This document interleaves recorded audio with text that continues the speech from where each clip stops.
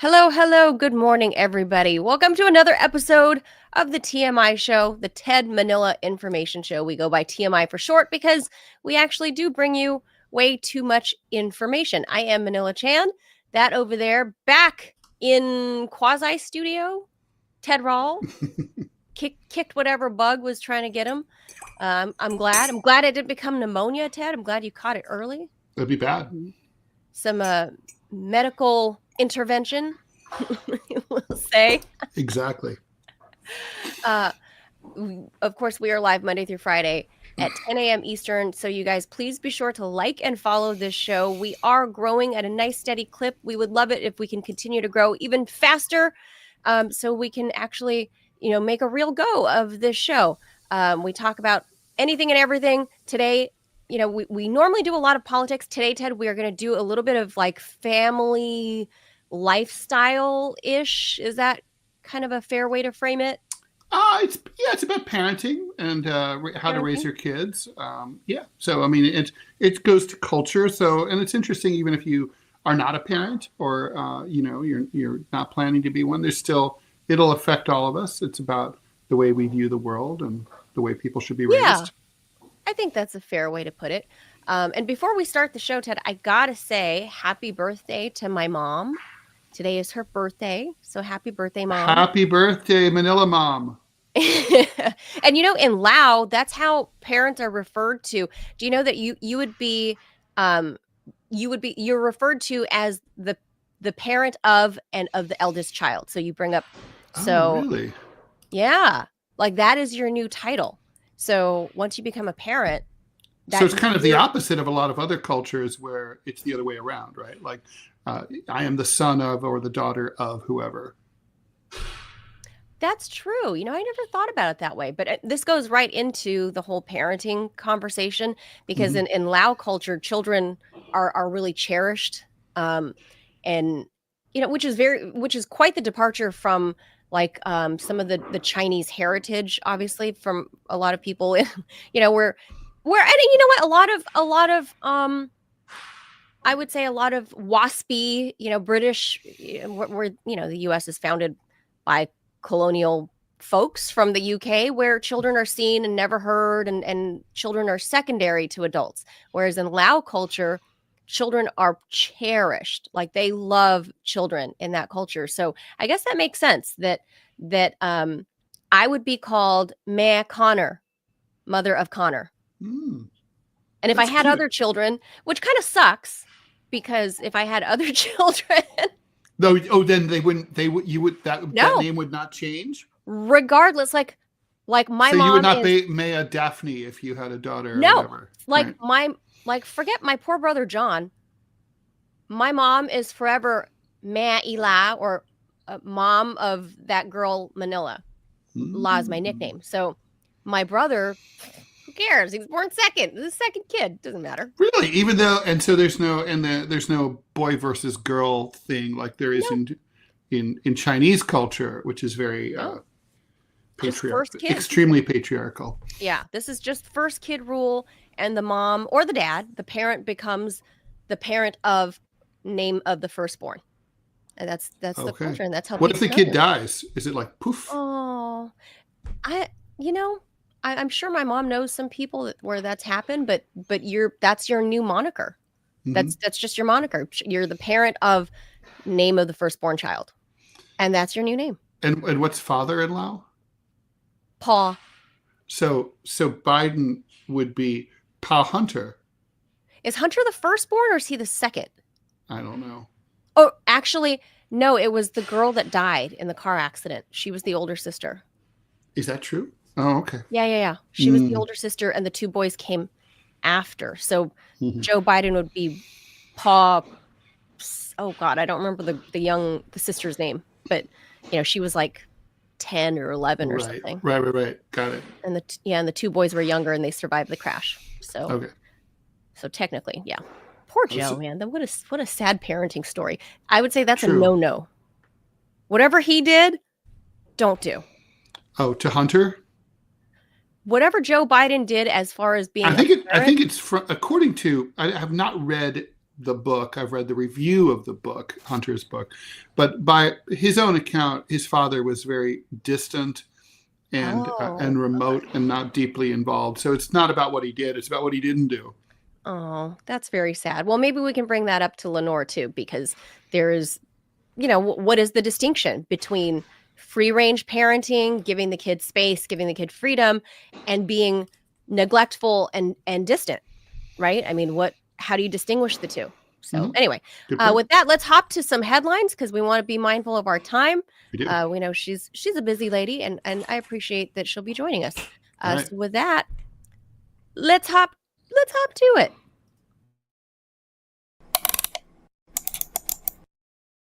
President Trump has signed an executive order imposing 25% tariffs on all steel and aluminum imports into the United States. That raises the tariff on aluminum to 25% from the previous 10% that Trump imposed back in 2018 during his first term. It reinstates a 25% tariff on steel and aluminum imports previously exempted or excluded. Today, simplifying our tariffs, Trump said. It's 25% without exceptions or exemptions. On Monday, he talked to Australian Prime Minister Anthony Albanese, who's seeking a carve-out for Australian steel. He described their talk as constructive and warm, but didn't want to talk on behalf of Trump. Prime Minister Justin Trudeau of Canada said yesterday that the tariffs were entirely unjustified and unacceptable, noting that Canada, the U.S.'s biggest source of aluminum and one of its top sources of steel, would respond and retaliate if necessary, but is going to try to work with the U.S. to avoid their implementation in the first place. Mexican President Claudia Sheinbaum, meanwhile, who has also threatened countermeasures in recent weeks, said her country will keep, quote, a cool head. The EU, meanwhile, says it will respond with firm and proportionate countermeasures. The new tariffs are set to take effect March 4th. Trump said he'll also consider additional tariffs on cars, pharmaceuticals, and computer chips. Wait, so, okay. I don't know what to make of this, Ted, because obviously I think neither did the lawmakers in our supposed allied countries, right, in Europe and Australia. They're like, wait a minute, you're supposed to be our friend. Why are you putting tariffs on our exports? Why us? And I'm sure that's how Canada felt, right? Oh, it's totally how Canada felt. Like, what the hell? But in the end, look what happened. Before the tariffs even came into play, Justin Trudeau is sending, 10,000 horse-mounted Canadian Mountie. Are they called Mounties? Is that what they are? The Royal, what is it? Yeah, they're the Mounties. Mounted police? They're the Royal Mounties? Canadian Mounted Police. I believe that's like what it is. 10,000 Clydesdales there. In the snow, traipsing around in the snow, like a Budweiser commercial. Trump got what he wanted. Claudia Sheinbaum immediately started moving Mexican federales, the police force, to the border immediately. So what is it that Trump is trying to get from European and Australian allies? Like, what's the deal to be made? It's a good question, right? I mean, obviously Trump has stuff in mind, and we're not being told everything that's happening behind the scenes in these private conversations.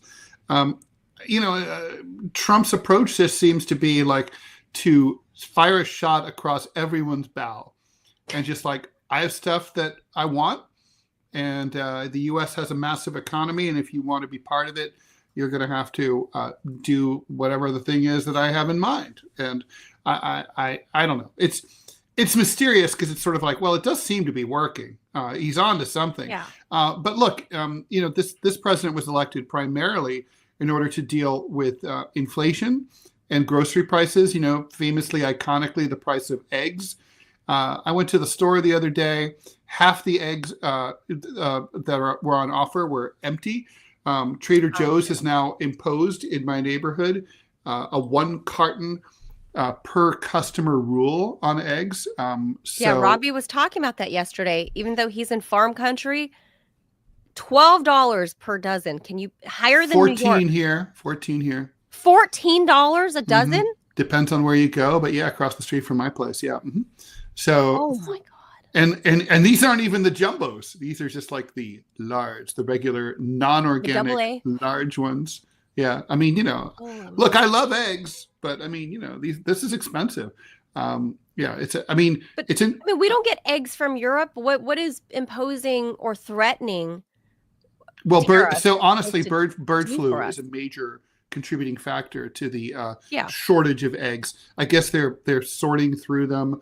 Any eggs that are deemed suspect have to be destroyed, or thrown, or The given to hens. kids to throw at their high school teachers' homes after That while would they're be being good. toilet But papered. the That's but the hens were culling hens, and I've seen even some of our viewers in the Rumble chat saying that, is this some kind of weird controlled culling of the birds in order to create an artificial expensive egg price, like an egg I don't. No, cartel, I like really OPEC? think it's a perfect storm. Honestly, I think it's just like one of those fucked up things that, like, I'm sure it kind of drives Trump insane. But I look, keep listening. Politically, Trump doesn't have to worry that much. He's not running for re-election. Right. The price of eggs is not even going to be on anyone's mind by the midterms next year. It's just a symbolic thing. But he's definitely risking inflation for sure. Yeah. And the steel With all these tariffs. I thought he's like this builder guy that wants, discounted rates for raw materials. This can't be good for building. Like Oh, I thought we're not building anything with eggs, I hope. No, I'm talking about what's on screen here is the steel. Like why? Yeah. That's what I don't get is if you want building to tick up because we're year over year, we still haven't recovered from COVID. If you want raw materials at a better price, I don't. He's trying to save the steel, what's are, left of the American steel industry. Maybe that's it. But there's not much left. Yeah, I can only assume that's it. All right. Let's keep heading over to your neck of the woods. I don't know if your mayor is doing anything about the egg prices. No, not really. He's too busy clubbing. Anyway, the Justice Department has ordered federal prosecutors to drop corruption charges against our beautiful mayor, New York City Mayor Eric Adams, arguing in a remarkable departure from longstanding norms that the case interfered with the mayor's ability to help the president crack down against illegal immigration. In a two-page memo obtained by the AP, acting Deputy AG Emil Bove told prosecutors in New York that they were directed to dismiss the bribery charges against Adams immediately. Bove said the order was not based on the strength of evidence, but rather because it had been brought too close to Adams' re-election campaign and was distracting from the mayor's efforts to assist in the Trump administration's deportations. Meanwhile, the Department of Government Efficiency DOGE head Elon Musk sounded the alarm over a $59 million payment made by FEMA to house migrants in New York. Musk shared on social media his presidential advisory committee had discovered the payment went to luxury hotels which house illegal migrants.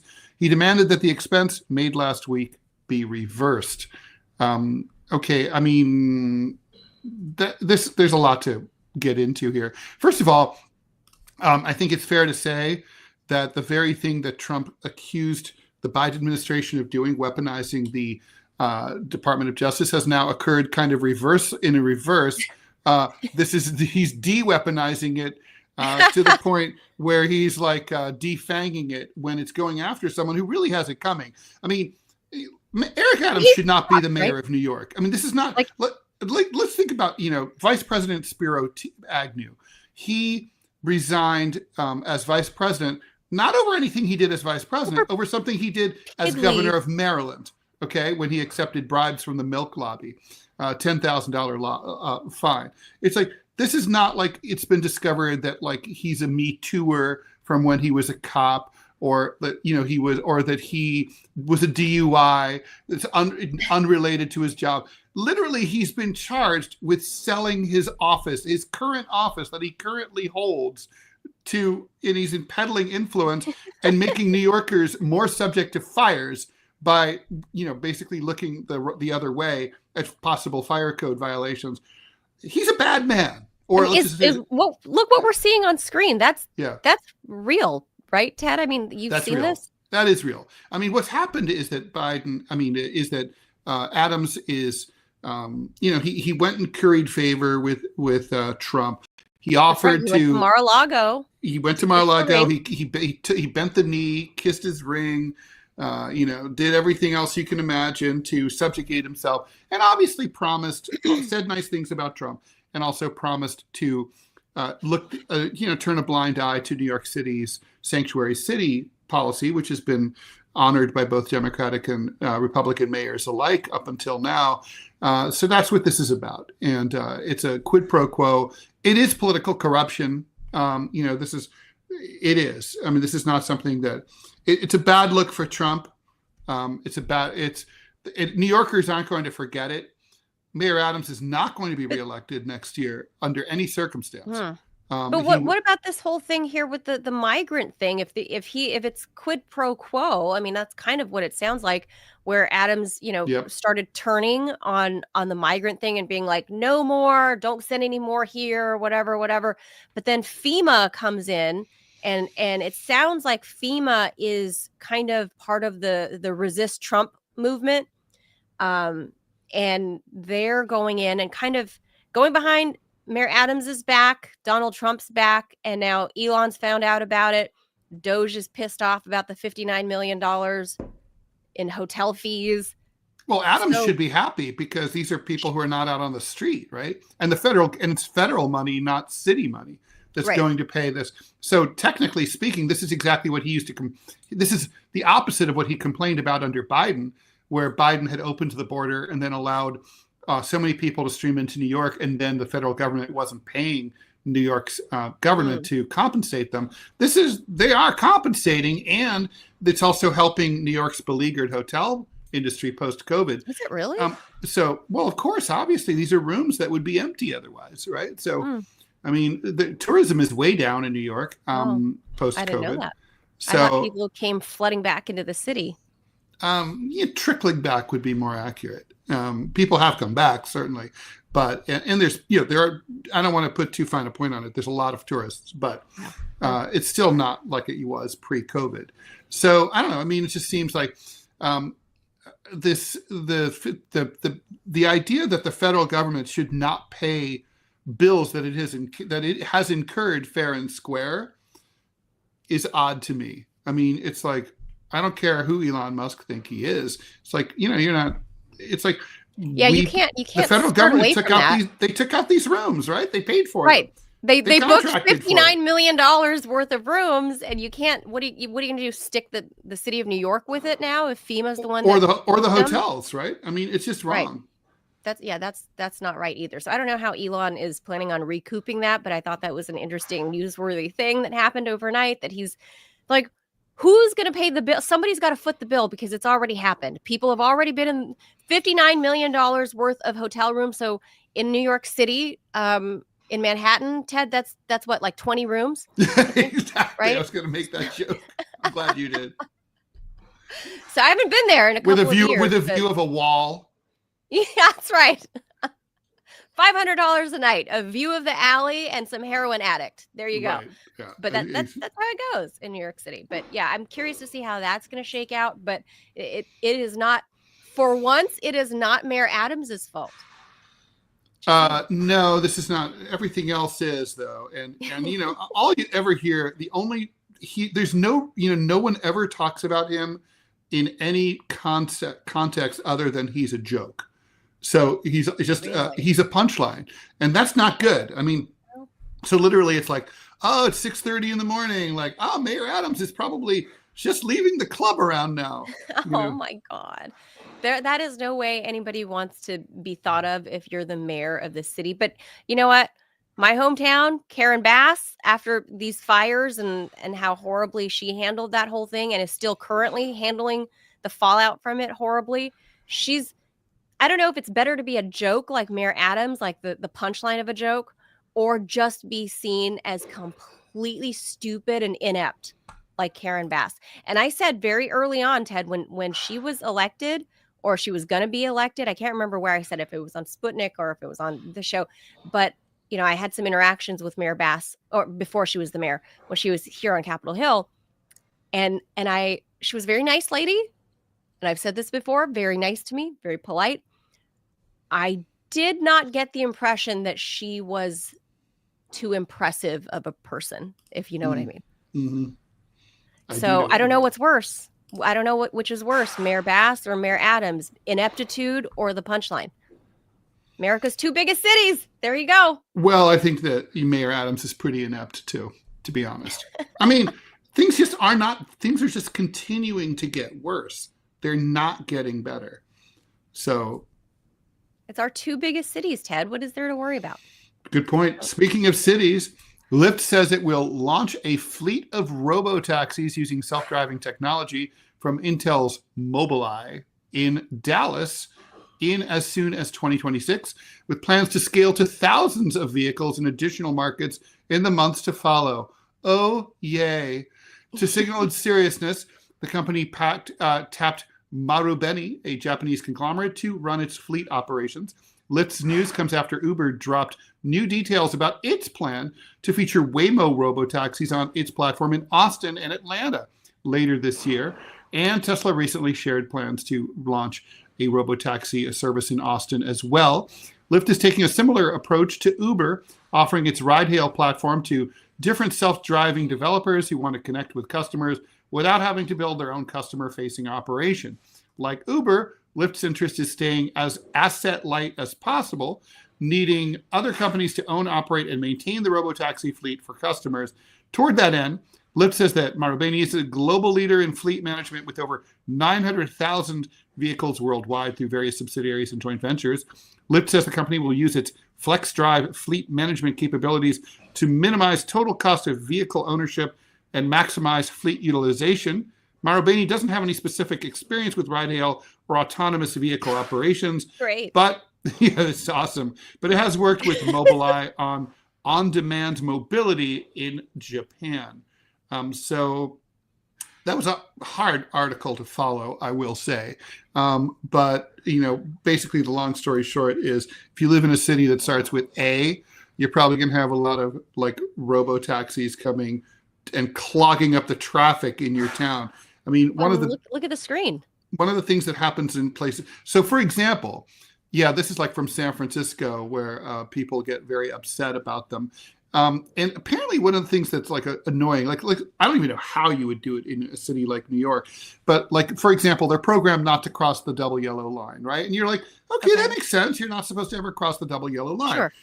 But, okay, in the real world, okay, there's exceptions to that. So if you're driving and there's like, let's say there's a car that's double parked there, and you need to go around, you can't, and like they're not leaving. Well, you've got to go over the double line to get around them, right? But the RoboCab will just sit there like a dumb toad and not go around it. So let's say you're here in New York City. This happens all the time. You're stopped at a light, and an emergency service vehicle like an ambulance comes out, or a cop car comes up behind you. And so, okay, you need to run that red light so that the cop or the ambulance can get past and get to where they need to go. Well, the robotaxi won't do that. The robotaxi is not going to run the red light. So the person just like dies in the back of the ambulance. So there's just lots of... So it won't move over, right, into the It's a dumb... intersection. It's dumb. They're dumb, right? It's not... So like human beings, you know what this reminds me of? Years ago, I had a job working at an office and we used to answer the phone and we switched to voicemail. And I remember my boss asked me, because I was answering the phone, okay, so what are most of the calls about? And so I was like, well, first and foremost, people want to request a catalog. Then people want the address. They want our hours. So we put all those things in for to request a catalog. Press 1. For hours, press 2, so on. But she was like, oh, we should just eliminate any option to talk to a person entirely. And I was like, okay, but 1 out of 10 calls, they do need to talk to a person, right? Because there's something that is not. There's no way that the automated system can answer. That's what this is like. It's like 9 out of 10 times, you can program a car to always stop at the red light, always obey the speed limit, always do a safe following distance, never cross the red yellow line. But what makes a good driver is following the rules, but knowing the exceptions to the rules. Right. And I think that's like where I don't know how you solve this problem, because I don't even think that like sophisticated AI can teach The these cars exception how to drive as well as like a good human driver, as a good cabbie, like Ted like a Rall good in the like a 80s. good like exactly. I was a Like good cabbie. so, like I personally would not take one of these. Just for my general anxiety and fear of new technology, and Ted and producer Robbie know, I have a general fear and anxiety about new technology, much less putting my life in the hands of new technology, of a freaking driverless car. And then you look at this, look here, this is somebody's home video, right? That they're putting a cone in front, like apparently this is what's happening in places where they're being tested, like San Francisco and Las Vegas, because people hate these other Yeah, drivers, and pedestrians hate these robo taxis. All you have to do is put a road cone in front of it, and it will be disabled. right. It'll just That stop. easy. Yeah, It'll just stop, it's a and then it'll verb block up there. traffic for Like everybody else. that car's been coned, is what they say. It's being coned. And so for me, These it's a cars have been non-starter. vandalized. They've been set on fire. They've been turned And then, over. and what's the liability if it gets into an accident? If it just, people have argued, and of course I see our guest Lenore Skenazy joining us in backstage, the virtual backstage, and for example, I've heard parents debating, putting their kids in an Uber or in a Lyft, because you can do that, you can order that for your kid, and people are like, oh well, now with a robo taxi, it's driverless, there's nobody that's going to molest or diddle your kid, you can just put it in a driverless taxi. And I'm going, no, I wouldn't put myself in one, much less put my kid in one, because not Yeah, but only if the you've got safety like issues. 12, that kid's a spare, like whatever. Well, like I said, in Lao culture, just the number one is the only one that The only matters. one that matters, yeah. The only No, I one that mean, matters all is the kidding first one. aside, no, I wouldn't put my kid in one of those either. I mean, here's the thing, and it's very psychological, obviously, but I mean, so statistics show that at least in theory, driverless cars have a lower rate per 1,000 miles driven of accidents than Right. than normal cars, and it's kind of like describing like, well, flying is a lot safer than say driving, Sure. but Sure. flying doesn't feel more dangerous. I mean, flying does feel more dangerous because you're hurtling, 6 miles above the earth in a metal tube traveling 600 miles per hour, piloted by someone you've never even laid eyes upon, right? Right. So who might fly you into the Alps, as happened that time. When the guy committed suicide. So, Oh it my just God. Yeah, I feels remember. more dangerous. And it's like, there's something about like control. Like if you're at the wheel, it just feels like it's a big, I don't know. I think we'll get there, but I don't think we're there yet. And I don't like the fact that these are being tested in real cities on in real time. I feel like this should have been tried like, in a fake environment more. Well, they have them. There's one actually outside of the Pittsburgh area, where I remember doing a report on this like 10 or 12 years ago, something like that, when this was a concept. So they built out a fake city scenario just outside of Pittsburgh somewhere, with fake pedestrians, like mannequins being pushed across the street, like on wheels, Mm-hmm. to see if it stopped. So they've been kind of testing it in quasi real world scenarios for a long time. I just personally am not. I'm an early adopter to a lot of things, but this ain't one of them. Also, So human being, and we got to get to our next story, but human beings are able to respond to problems in a way. I mean, like for example, in New York City, we have the air train which serves JFK Airport. It connects it's basically a shuttle subway that between the subway system and JFK Airport, and it'll take you to each of the individual terminals. There's no conductor. And so let's say there were a conduct. So you're like, okay, I'm in on it, and it's fine. It's all fine until it's not, right? Like if it catches fire, there's no one to help evacuate the train.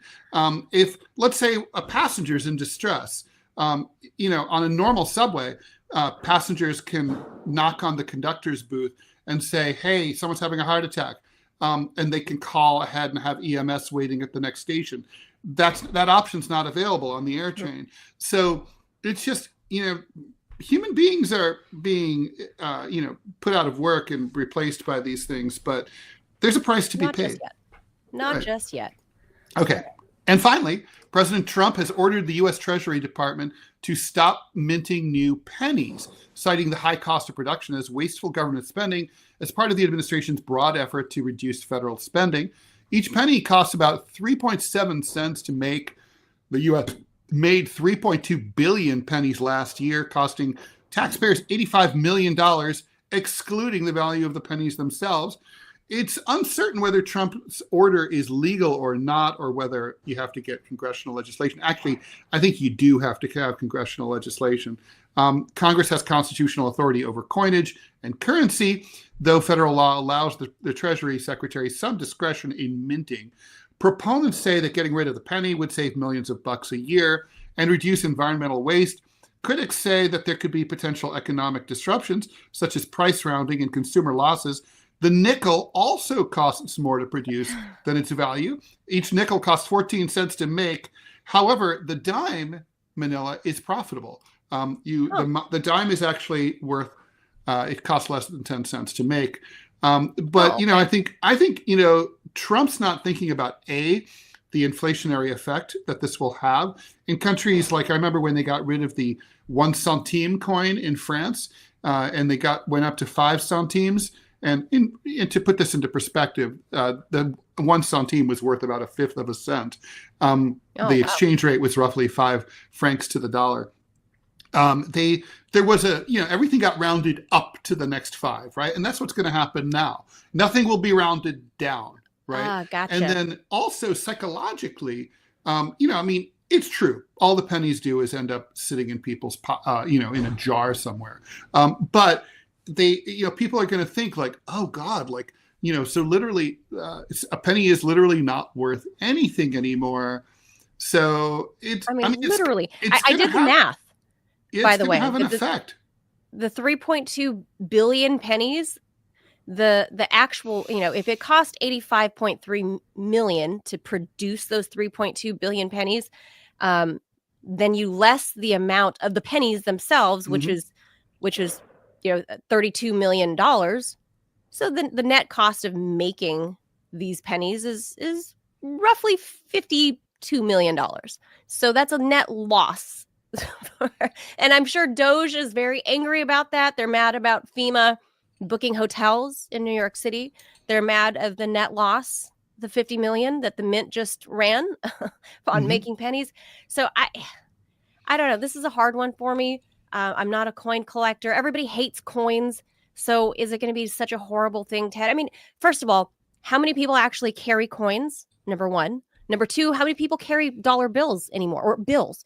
Most people we're moving to a cashless society. No question about that. I'm a fan of cash. Don't get me wrong. There are things I don't need trails of, not because they're illegal. I just don't want people knowing what I'm doing. I don't need every piece of my life followed digitally. And, I guess that's the last of us of Gen X, Ted, where we, still feel like we need some anonymity in the world.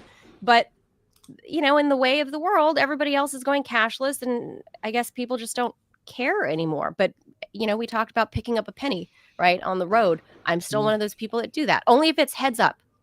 But that's a different thing. All right, let's leave that there and get to our main topic. I'm very excited to talk about this thing. This is something been on my mind for a long time since motherhood befell me.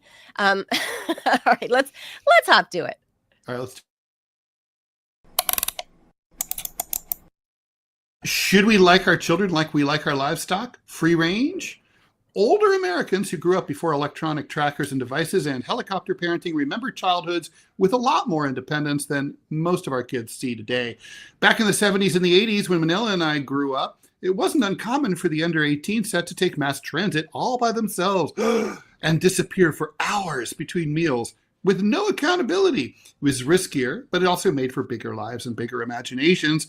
Joining us today is a leading pioneer of today's free-range parenting movement, which is trying to move back to that time. Writer Lenore Skenazy is a writer and a blogger, famous for her 2008 article, Why I Let My 9-Year-Old Ride the Subway Alone. In 2017, she co-founded the nonprofit Let It Grow Let Grow. to make easy, normal, and legal, make it easy, legal, normal to give kids the independence they need to grow into capable, confident, and happy adults. In 2018, Utah became the first state in the union to pass the free-range parenting bill, assuring parents that they can give their kids some independence without it being mistaken for neglect, for which the Washington Post credits Lenore for as a contributing influence. Similar laws have since been passed in Colorado, Oklahoma, Texas, and several other states. And she is currently the author of Free Range Kids and the president of Let Grow, the nonprofit promoting childhood independence. Lenore Skenazy, thanks for joining us here on the TMI show. Thanks. It's so cool that you have the T and the M. That's like that's a perfect name for you guys, TMI. What can I say? Right. If you listen more frequently, Ted and I often dispense a little too much Always too much. A little too much. Little too much TMI. We're not very shy about it. Just saying. Cool. So you want to start, Ted, or you want me to go after this? Since I'm Manila, the newest parent. Manila, go ahead. And I have questions too, but go ahead. Yeah, I'm the newest parent, Lenore, but I'm still in the Gen X generation, right? Mm-hmm. My parents are boomers, they're older boomers, and my son he just turned 6, so he's a little kindergartner. Oh, I put that kid on the metro right now. He's got 3 years, but they're ticking. Yeah, so I figure 6 is a bit young to do stuff like that, but and he's quite immature, and I'm gonna put this on COVID and all of that stuff. There's a lot of things that changed with his generation of kids, but broadly speaking, I don't understand how kids or parenting has gotten here to where it is, where we're helicopter parenting, especially people in my age group in their 40s, who we were kids in the 80s, where we were still, I remember riding bikes, drinking from the water hose, the neighbor's water hose, not even your own. Wow. And I mean, gosh, daredevil. We're riding our bikes to the local convenience store to go buy candy on our own. We went to Denny's. They would ask us if we wanted to sit in smoking or non-smoking. And I mean, we're like 10-year-old kids, right? And we were totally fine. The rule was come home before the streetlights came on, clean up before dinner. And that was that. And if you didn't come home, I would have Grandpa walk down the street to our cul-de-sac and come grab me by the ear and pick up my bike with the other hand and say, get inside. It's time to go home. So considering kids of my era growing up like that, I think I just spoke to the millions of people that had a similar experience. How did my people in my age group become these helicopter parents if we had that kind of freedom as children? Well, that is what the Free Range Kids book is about, but I'll whip us through what I think are the 4 sort of obvious reasons, and then a 5th reason that's a little amorphous. One is that when you were growing up, it was just the dawn of cable television, the 24-hour news cycle, and then along came the internet. In the 80s became the era that we saw the kids on the milk cartons. Law and Order started back then. So we just got sort of an onslaught of terrifying, scary stories that were relentlessly posted on all the media, making it feel like anytime you let your child go outside, they were going to be kidnapped, raped, and eaten by a stranger. And in fact, stranger danger is like the least of children's fears or worries. I mean, it actually is high, I think, as a worry, but it shouldn't be, because the vast majority of crimes against kids are committed by people they know, not even by the Uber drivers that you were talking about earlier. It's, it's by a family friend or a stepfather or whatever. So thinking about stranger danger pointed us in the wrong direction, and it made the entire world seem scary and only the home seems safe. We have a litigious culture. You start thinking about things like a lawyer does. What could be, what could I be sued for? What is safe enough? You have an expert culture telling you how to do things exactly right. I always get the Parents Magazine emails just so I can, get my daily dose of rage when it says, remember, every second you should be pointing things out to your child and saying, look, the border here is green. Green starts with G. Can you say G? Gruh. That's a blend. Everything becomes a teachable moment where adults are supposed to be involved and concierging and assisting and high-fiving. And then you have a marketplace that knows that the easiest dollar to get from any human being is the dollar of a parent that you have made afraid of something. And then you say, oh, but wait, this will keep your kid safe, or this will get your kid ahead. Those are the main things that I talk about in the book. But I think that the thing that has really changed from the 80s till now is the idea that we can and must know everything that our children are doing, everything that they're doing. And that if we do, we can control them and control their fate, their future, their friends, everything about them if we only pay more attention, which is a big lie. And it's also driving parents crazy because they feel like anything bad that happens is because of them and that they can prevent anything bad. And it's driving the kids crazy because the parents are always with them.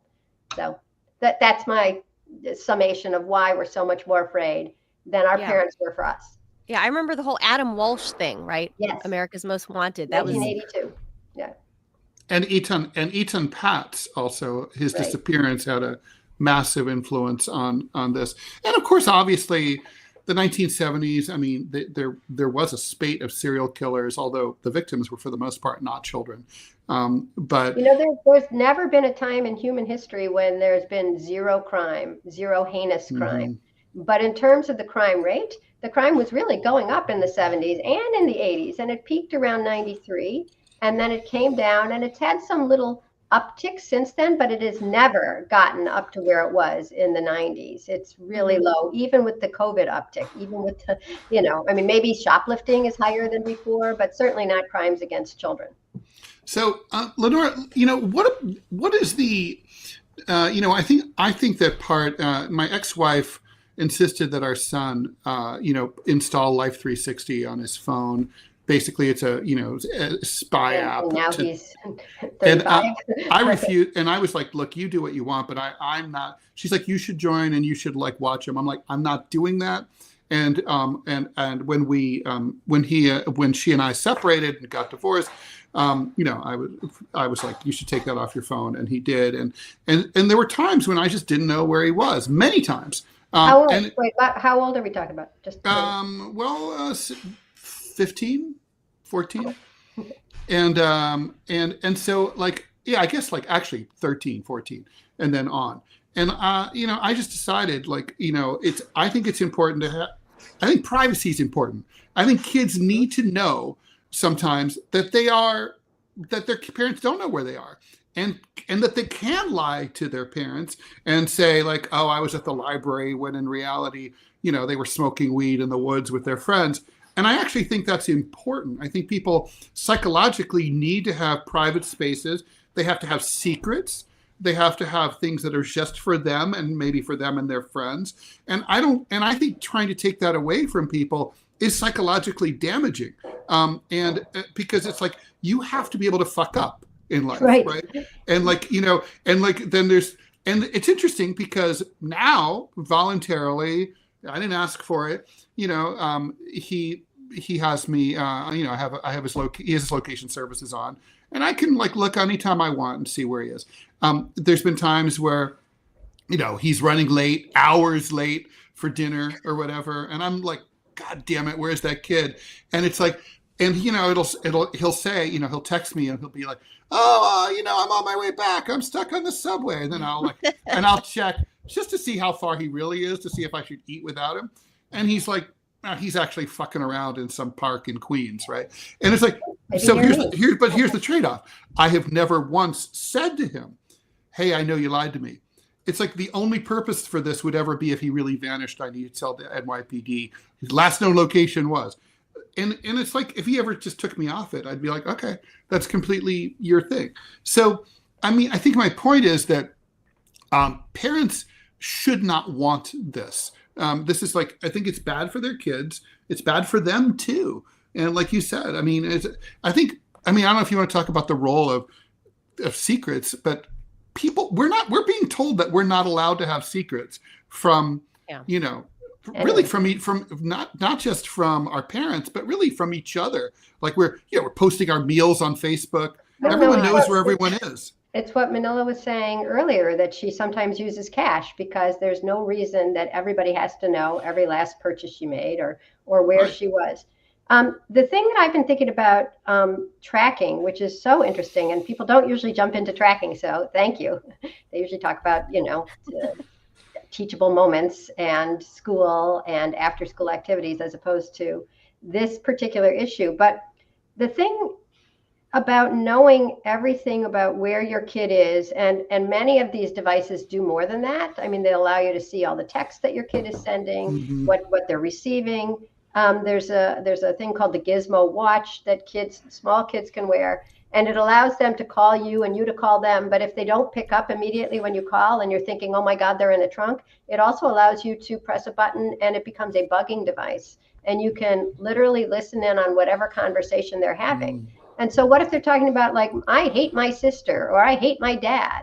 I mean, these are things that it's like the Jodie Foster episode of Black Mirror. It is exactly like that. Yes. And it doesn't, the ironic thing is it's supposed to give you peace of mind, but it does the opposite, because now anytime that you're, wondering, well, why are they there? Or why aren't they, why can't I find them? And it's because they left their phone at school, or it's in a locker. And if your kid I'm sorry to interrupt, but these things don't even work, right? Like if your kid was actually kidnapped, I'm pretty sure that even I'm going to kidnap you, but you've got to keep one electronic device. What will it be? The kidnapper is probably going to take the phone and turn it off. And if it's off, the location services don't work. Right, that's it. So it's literally unless you geotag the kid, it's not going to work. I think we're agreeing that first of all, it's not preventing the thing that people are most afraid of. Right. And what it really is doing is sort of rewriting the parent-child relationship into one where you never trust the kid. You never trust them to be safe, whether that's because they're doing dumb things or because of the evil world. And you never trust yourself to let go, that you've raised a kid who is self-sufficient enough, who can rally if they get on the wrong train or they're bullied by somebody. And what I've thought about, and I don't know even how to test it, but the whole idea of attachment theory is that you must be strongly attached to the person, your mother or father, both, somebody who loves and knows you.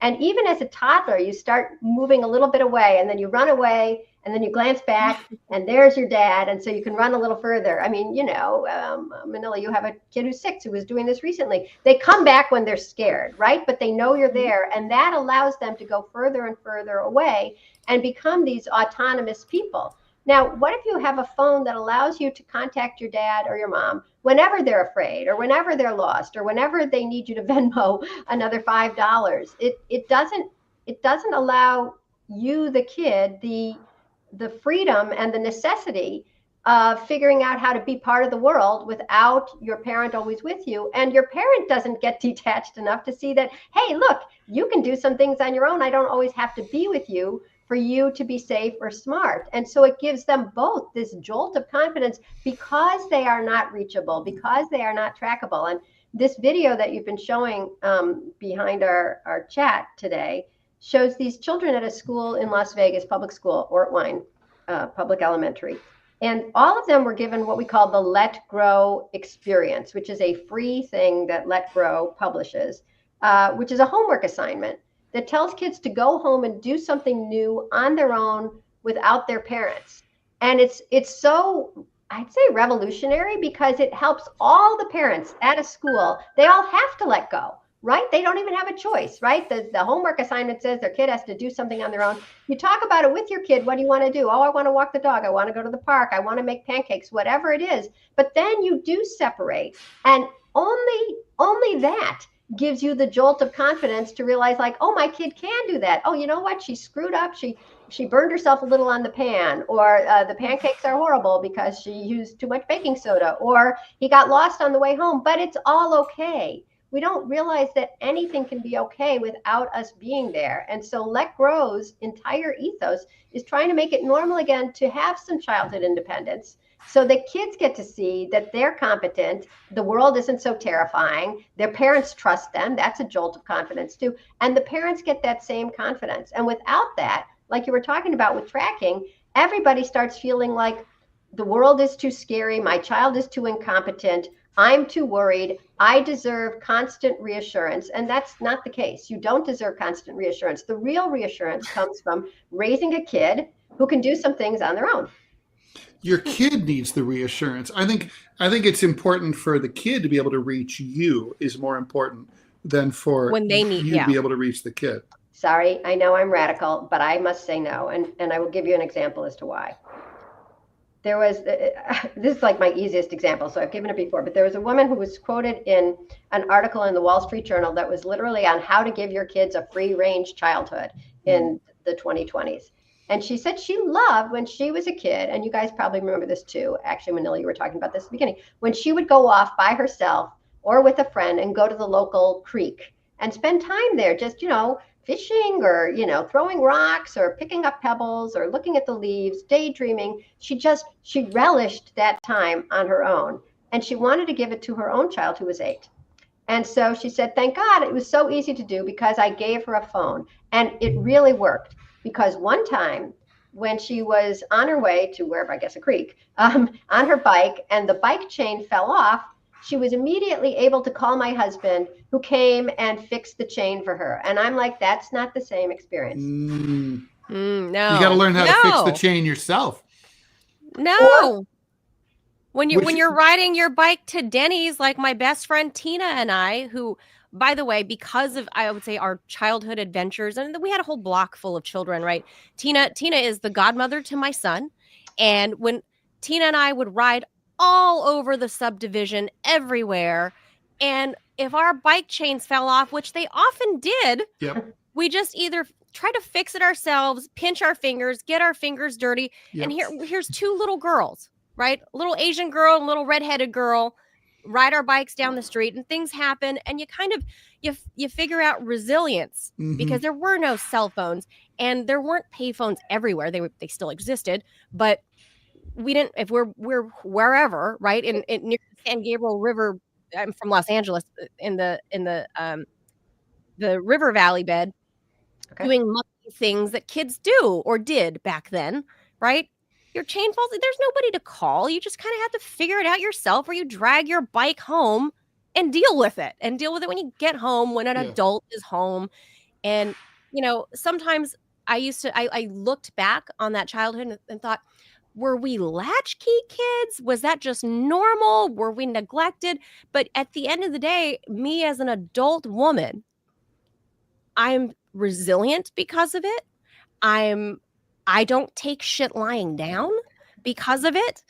And now you watch these reality shows such as I Want to Marry, so I'm in love with a mama's boy or something like that, right? I haven't heard of that. Wow. It's pretty hilarious. And these are young Gen Zers, I suppose. They're 20 somethings, and these are all mama's boys, and their parents are like my age, right, in their mid 40s, maybe 50, and these young men rely on their moms for everything. And as much as I adore my one and only son, I don't want that. I want him to be resilient and do shit on his own. That when he's 18, should I drop dead because I'm an older mom, that he'll be fine, that he could figure it out at 18.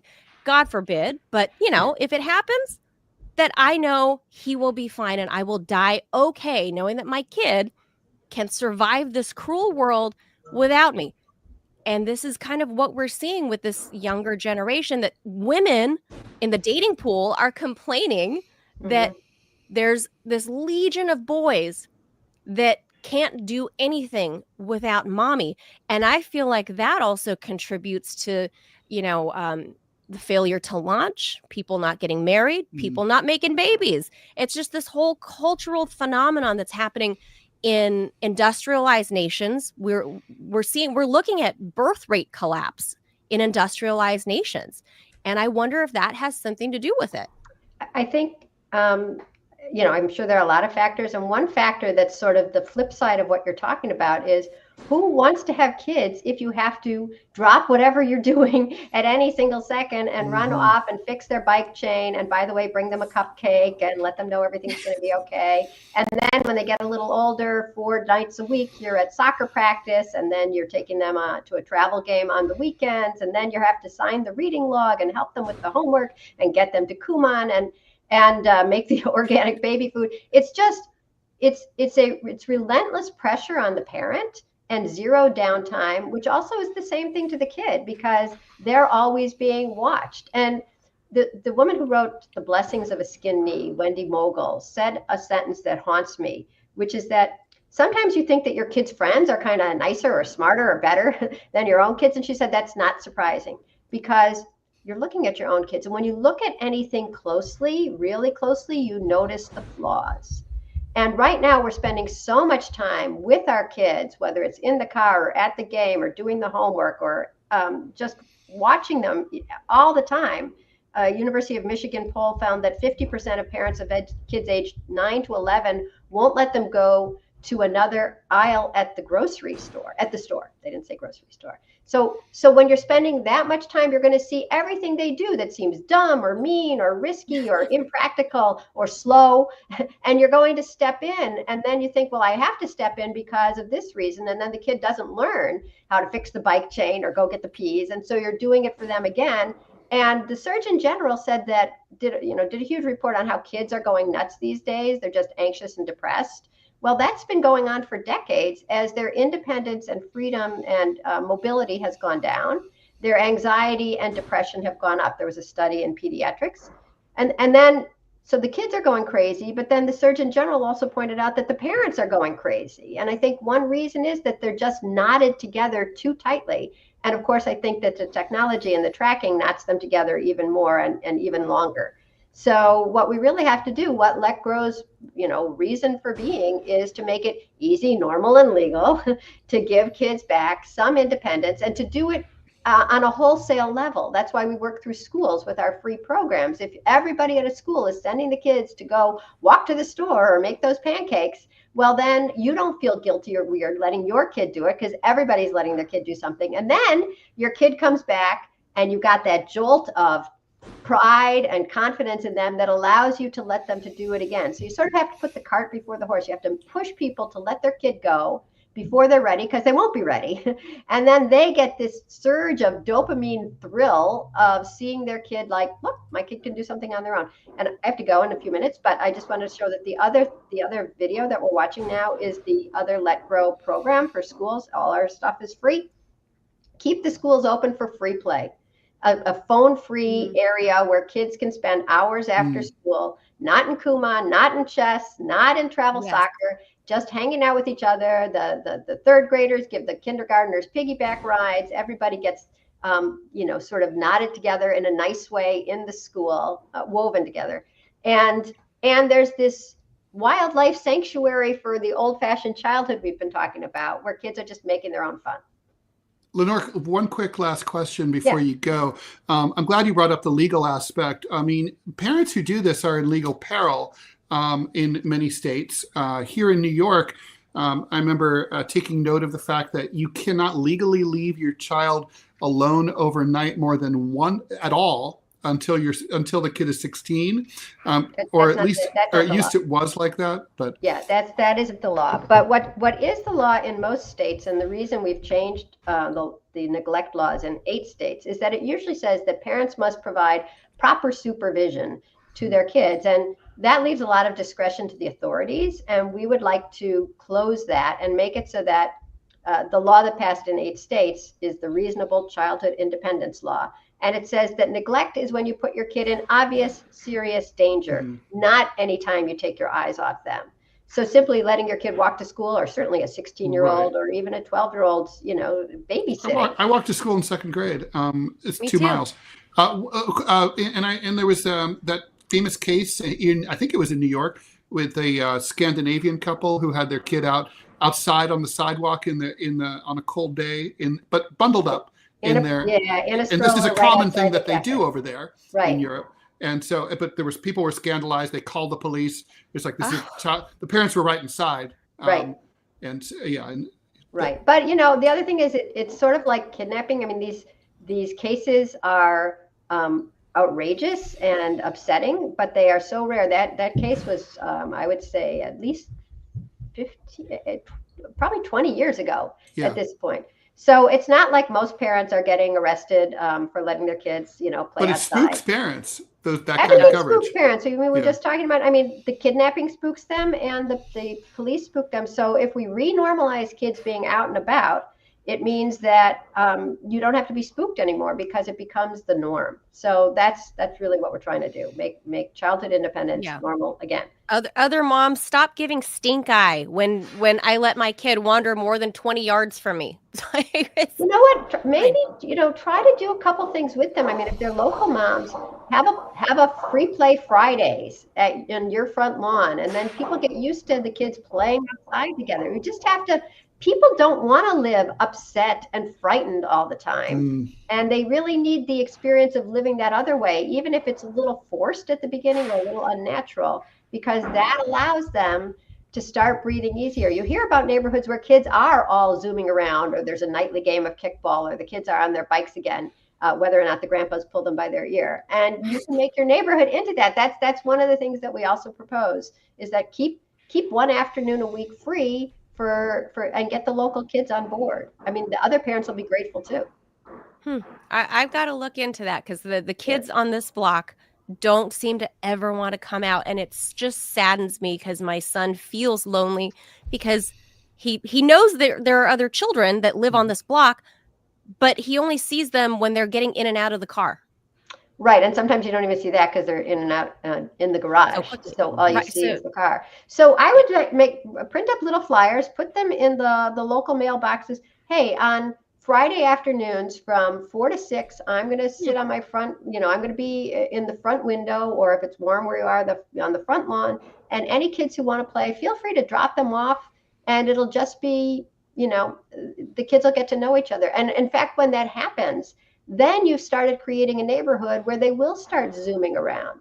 I also heard of one mom who's starting what she calls a friendship club for 1 week in the summer or during spring break. She has 4 different kids. She has her kid and then 3 of the friends, and they're all allowed to go to each other's houses.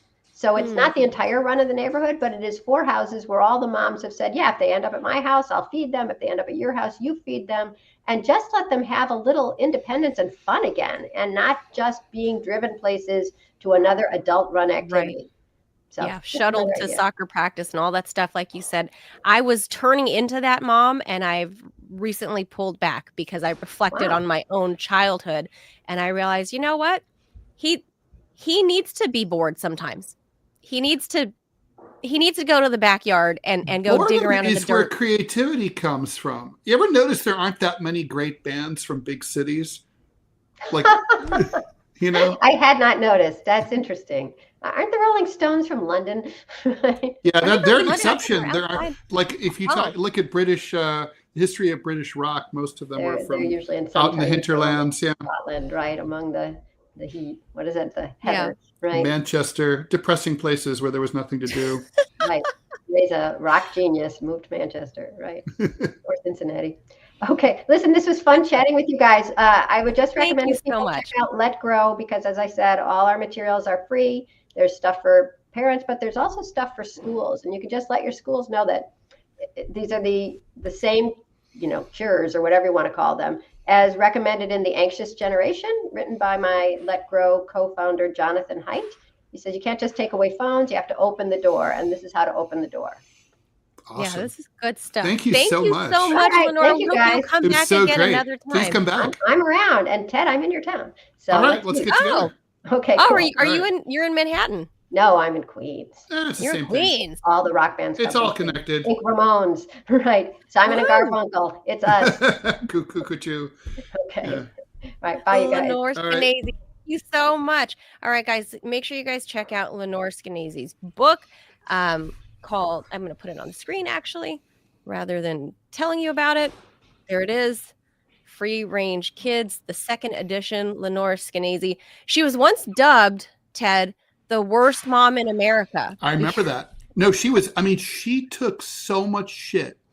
I know. For her point of view, which was correct.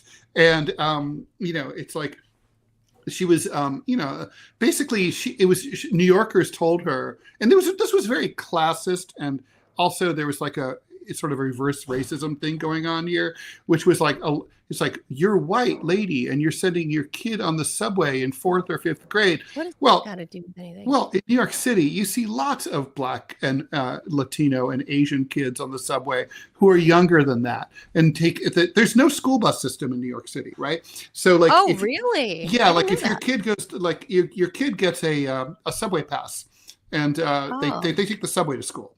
So, and often their school, like, my kid, he had to take 3 different subway lines to get to school every day. It was far. He was all the way down in Chinatown on the other side of Manhattan. Oh, wow. And so the point is that, you'd see like 6, 7, 8-year-olds on the subway. And when they're not like white kids, it's like everyone's whatever. And when they're like, white kids, it's like, oh, well, that you're not being a good parent. The implication is that like people of color are not good parents. I mean, it's ridiculous. And actually it's like, or that somehow there's a different standard for different ethnic people. Right. Which is obviously ridiculous. And you look, the sub is, here's the thing. We didn't talk about this. Are there really risks for doing this? Of course there are, because life has risk. I mean, but like, we all have to live with that risk. We don't stay inside because like, you could be hit by a car, you could, whatever. I mean, bad things can and do happen to people, but you can't live that way. I've got a family member who I'm not gonna whittle down too much that I kind of identify her or out her for this, but I have a family member who has a daughter who is now 23, I think, or early 20s, right? But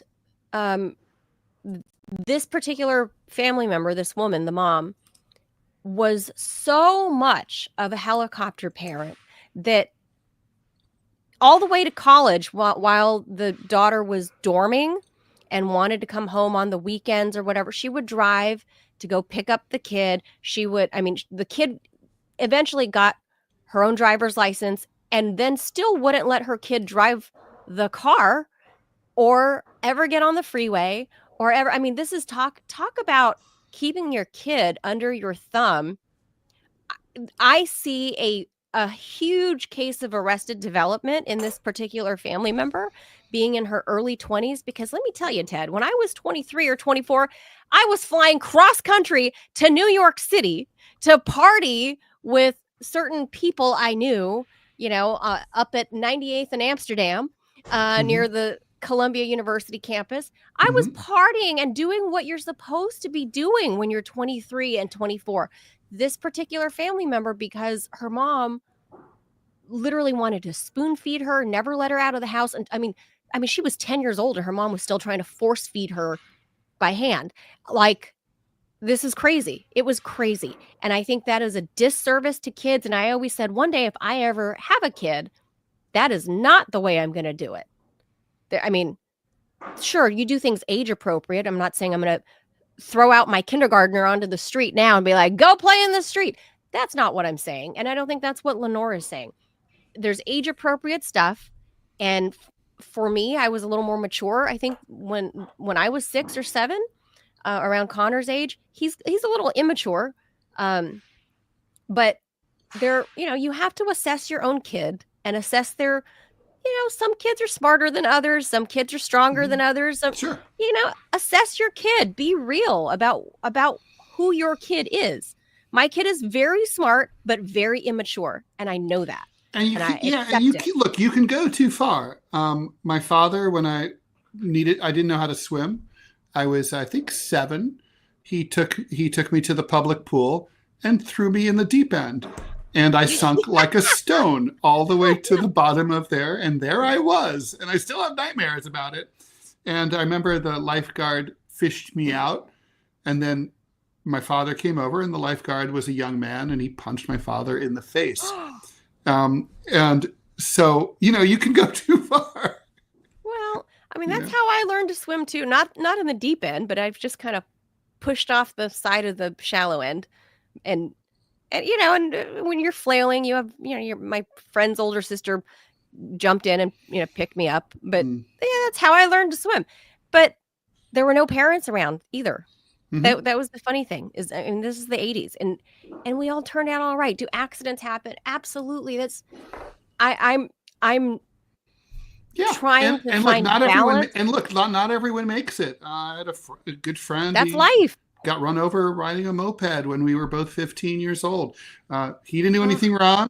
He a stupid, stupid kid, a stupid guy ran the stop sign in the burbs. Stuff happens. It just does. I recently had a friend, same thing, riding his e-bike and in the suburbs. And recently, my friend's son was hit by a car and ultimately died very recently. 15 years old, but I mean, that's going to happen. You can't stop kids from living. And I'm such a proponent of go out there and create your own adventure, right? Like those were my favorite books growing up. Like, pick your own ending or whatever. I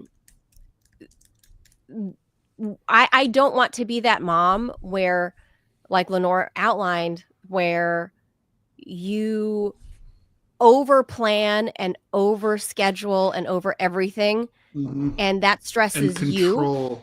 Control. That stresses you out as the parent. And you know what? Furthermore, Ted, last thing I'm going to say, because I know we got to get going. You got an appointment. But why are we in this place in society where parents are so fucking judgy of one another, giving side eye about, like I told you, these parent teacher conference things that I have to go to, these PTA things, and everybody wants to be this perfect, perfect mom, and I'm rolling over there just short of having a cigarette dangling out of my lip, and wearing like Doc Martens. Everyone is so judgy, wanting to be like this Martha Stewart-esque mom. And I'm like, just get over yourselves. Well, you just can't worry. Seriously. You can't worry about what other people are doing. But those are the ones that call the cops on you, Ted. When you're a kid, those are the moms. Those are the ones. That's the problem. Is we live in this society where, like Lenore said, it is not normalized anymore that children have any autonomy, and I think we're just creating this whole needy, gross generation of kids. Like, go do for yourself, man. And it doesn't mean I'm going to tell my kid to go, bake his own quiche tomorrow. He's 6. It's not age appropriate, but still, that goes to the point, right? Is kids need some autonomy. Mom and dad need some autonomy. Like, it just is. I don't want to be consumed by my identity of I'm a mom. Right. Okay. That's it. All right. So then. There we go. We got to have Lenore back. Good stuff. Yeah, no, she's great. Yeah. And Ted, like, it never happens for men. You guys don't lose your identity. You don't become just dad. People don't look at you as just dad. Even though you are a dad, people don't look at Ted Rall and go, dad. People see Ted Rall. When you're a mom, it's the opposite. Although without a doubt, it's the most rewarding. It's a cliche, but it's the most rewarding and difficult thing I've ever done. Yeah. It's my biggest accomplishment too, because I didn't really have I didn't have good parents, so I didn't have any role models, and I didn't have any aunts or uncles that I could watch. So I basically had to figure this out by myself, and so far so good. So it's bigger than winning. It's much bigger than winning a Pulitzer Prize or whatever. It's a good feeling. I've met your son. I like him. He's a good young man, handsome kid, and I could see him doing good things. But your identity is not tethered to that, and my identity is not tethered to being a mom.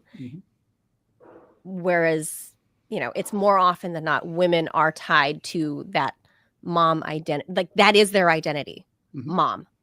And That's true. Those are the ladies that call the cops. Well, beware of them.